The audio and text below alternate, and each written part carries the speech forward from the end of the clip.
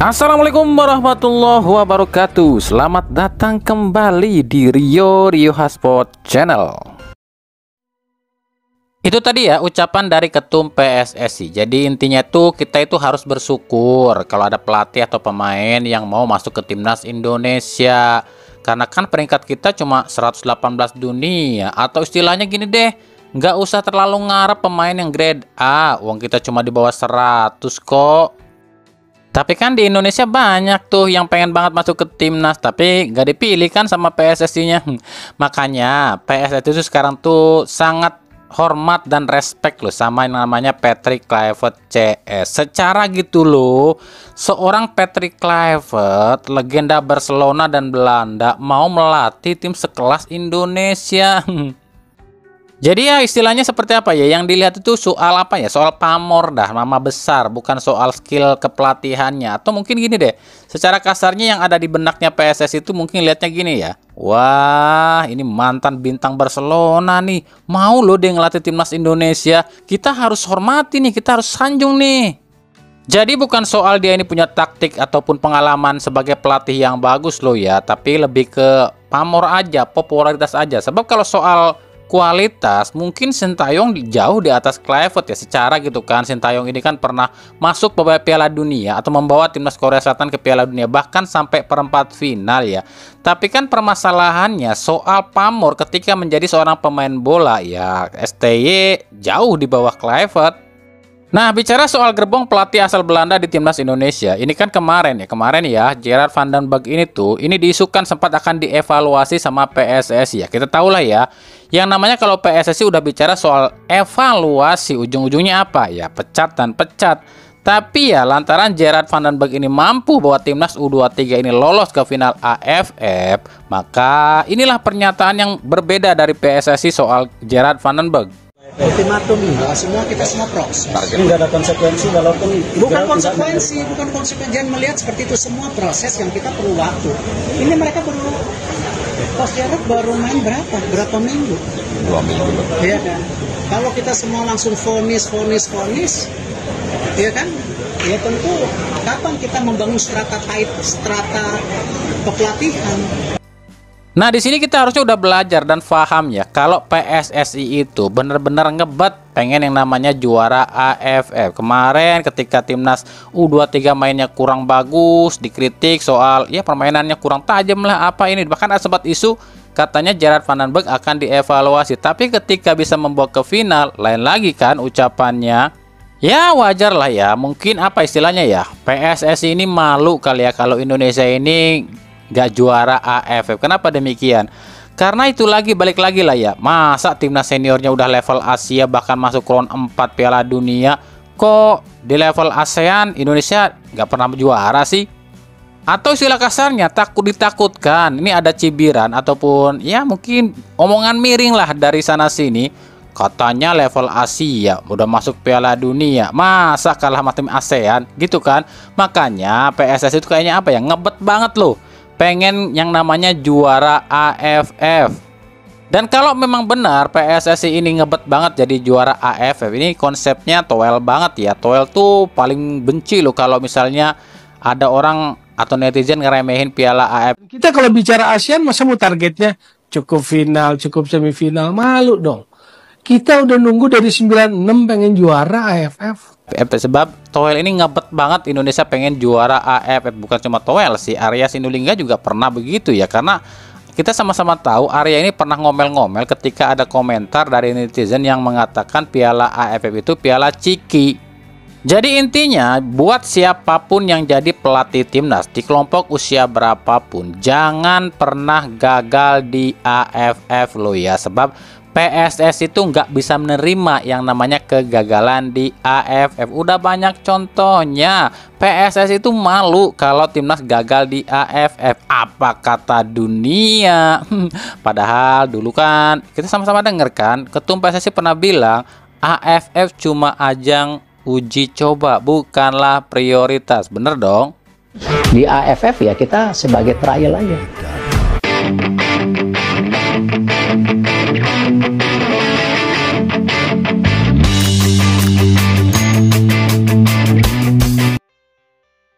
Nah, masih berkaitan dengan AFF U23, inilah yang kami bilang PSSI nampaknya ingin banget atau ngebet banget kita ini juara lagi AFF U23. Padahal udah pernah juara ya di 2019 silam. Nah, di final jumpa Vietnam, PSSI nggak mau nih kejadian di tahun 2023 terulang lagi. Dimana di final pemain-pemain timnas kita itu dikasarin abis-abisan oleh para pemain Vietnam. Tapi para pemain Vietnam lolos dari mata wasit. Makanya PSSI pun kabarnya meminta di final ini tuh udah pakai VAR lo ya. Jadi rencananya PSSI akan memakai VAR ya di final nanti Indonesia lawan Vietnam ya. Meskipun rencana ini tuh atau permintaan itu awalnya ditolak oleh AFF. Lucu ya, AFF nolak di final pakai VAR. Udah ngerti dong maksudnya apa? Tapi ya peraturan tetap peraturan. Saat ini PSSI itu sebagai tuan rumah ya otomatis punya hak atau berhak menentukan pakai atau tidaknya sesuatu di gelaran tersebut. Nah, kalau di edisi sebelumnya di 2023 di Thailand kan pernah menolak pakai VAR nih ya, atau mungkin Thailand atau Vietnam kali ya, disetujui sama Thailand ya. Ya berarti Indonesia pun kalau meminta pakai VAR ya harusnya itu haknya Indonesia sebagai tuan rumah. Tapi kembali kami ingatkan, VAR itu cuma asisten, namanya aja video asisten referee. Artinya VAR itu cuma asisten, yang nentuin mah tetap wasit utama. Jadi permasalahan bukan di VAR tapi di wasit utamanya. Ya kalau wasitnya benar, ya semua akan berjalan lancar. Tapi kalau wasitnya ndablek, ya wassalam.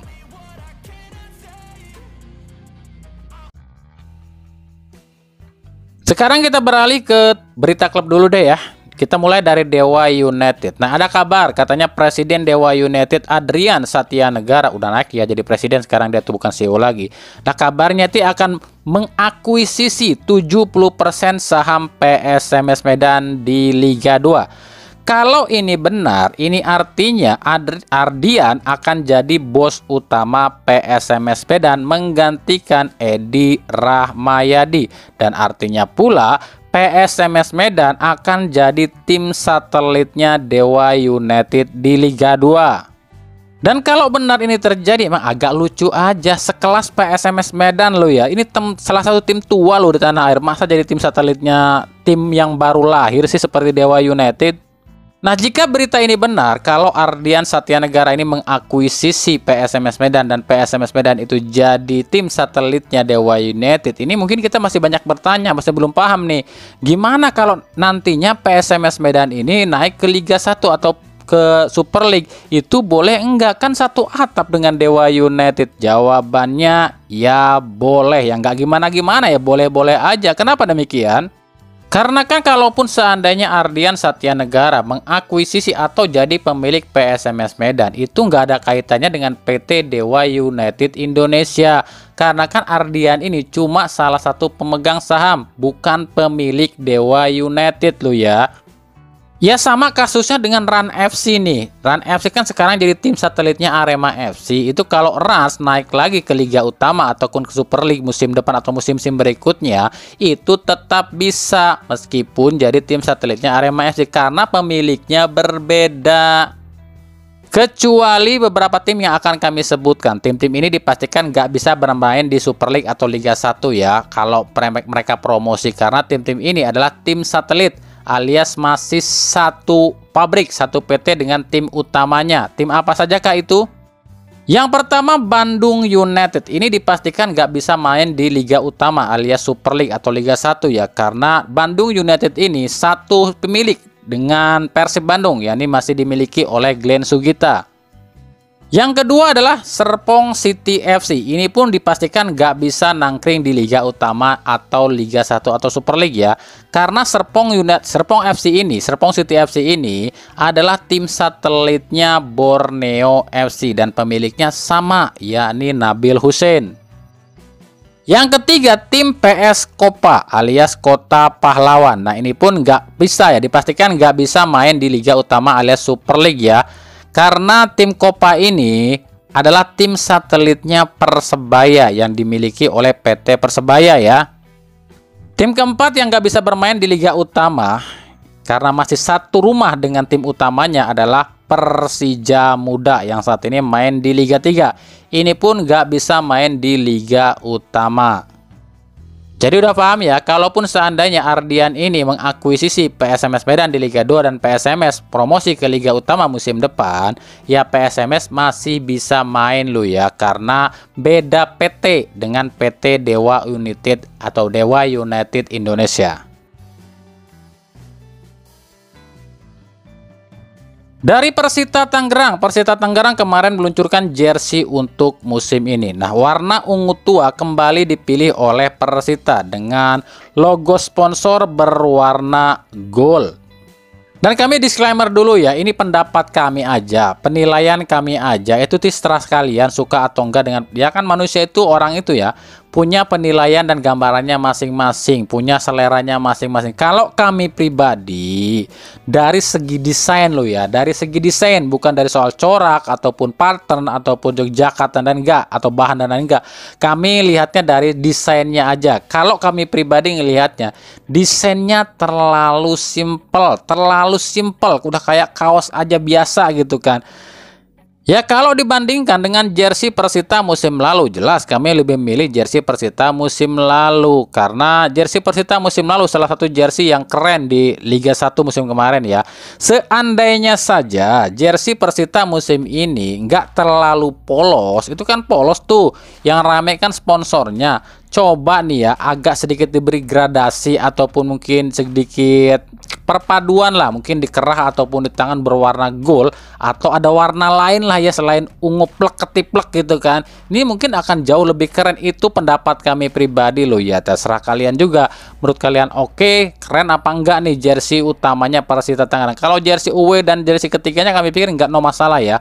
Tapi untuk jersey utamanya sebagai jersey utama kami pikir ini terlalu simple, bukan jelek sih, tapi terlalu simple. Dari Persija Jakarta, kemarin usai laga persahabatan lawan Arema FC, bek timnas Indonesia Jordi Amat mengkritik soal rumput JIS dan GBK. Nah, ini pernyataan dari Jordi Amat. No, in the end, there is two amazing stadiums. It's true. GIS and GBK is amazing, and also the environment here in GIS as well. You can feel, like all the support from the fans. It's crazy. I just want like the best grass. I think it's very important to play good football. Tapi ya lagi-lagi lah ya, bukan Jackmania namanya kalau apa-apa nggak nyalahin Encip. Padahal kan yang dikritik si Jordi itu kan rumput JIS dan GBK. Lah kenapa Persib yang disalahin? Ya itulah karena adanya Erick Thohir. Karena dianggapnya Erick Thohir ini benar-benar ngeganggu kesenangan Persija. Nah, lagi-lagi ya netizen kocak ya gini lah, Erick Thohir dan PSSI yang nyinggung JIS dan GBK, Persib kembali yang disalahin. Sebab dianggapnya Erick Thohir itu papahnya Encip secara gitu loh, 9 tahun pernah di Persib, makanya apa-apa dikaitan dengan sama Persib. Padahal ya bukan cuma Erick Thohir kan yang pernah nyinggung soal JIS dan GBK. Itu gimana sama Papa Ferry yang juga pernah melarang Persija main di JIS atau GBK? Kenapa kalian gak sewot? Emang ada-ada aja ya ini kelakuan orang yang SDM-nya paling tinggi di Indonesia. Ya mau gimana lagi, kan mereka SDM-nya lebih tinggi dari kita. Sampai-sampai ketika ada insiden, ada musibah yang dialami orang. Contoh kemarin ada pemain Persib yang busnya di Thailand itu kena musibah, disumpahin guys. Coba lihat nih bacaannya. Jujur kami gedek lu sama orang kayak gini. Bukan berarti kami marah karena dia ngehina Persib ataupun pemain Persib. Cuma gini lo ya, kami gedeknya tuh ini orang katanya SDM-nya tinggi, tapi kok bisa setolol ini ya? Kenapa kami bisa bilang tolol? Ya dia nyumpahin orang, ya kan? Tapi kan kita sama-sama tahu Tuhan itu nggak suka yang namanya sumpah serapah. Betul memang. Mulutmu adalah harimaumu, ucapan itu adalah doa. Tapi kan doa yang seperti apa? Sumpah itu bukan doa. Tuhan itu nggak suka yang namanya sumpah menyumpah, sumpah serapah itu. Nah, bagaimana kalau sumpah serapah ini ataupun nyumpahin orang ini malah dibalikin sama Tuhan, tiba-tiba keluarga lu mungkin, adik lu, emak lu, atau siapapun yang kena musibah kayak gini, atau mungkin klub lu sendiri yang kena begini, gimana ayo? Contoh kasarnya gini deh. Ada fansnya Persija nyumpahin Persib, tiba-tiba Tuhan gak seneng. Alah, lu nyumpahin orang, gue balikin ke klub lu yang sengsara, gimana tuh? Kan akhirnya apa? Cuma gara-gara orang-orang yang katanya SDM-nya tinggi seperti ini, klubnya yang jadi sengsara. Ini ya, kalau sampai musim ini Persija ini gagal juara, ini orang-orang kayak gini bener sih jedotin aja nih. Gara-gara dia nih semuanya susah, dia nyumpahin orang, Tuhan kagak terima, akhirnya Persija yang kena getahnya. Gimana tuh begini? Makanya ini sedikit nasihat aja ya. Jadi manusia itu minimal berguna dikit kek. Punya mulut itu ya gunain buat hal yang positif, punya tangan gunain buat hal yang positif, daripada nyinyirin dan nyumpahin orang lain gitu kan. Dosanya kan buat lulus juga sendiri, malah tim lu yang kena imbasnya kan. Udahlah, kita tuh sebagai supporter ya, fokus aja sama tim kita sendiri gitu kan. Doain aja yang banyak biar tim kita lebih maju. Ngapain juga ribet nyinyirin tim lain, giliran tim kita bapuk nyalahin orang lain, padahal itu karma kelakuan kita sendiri.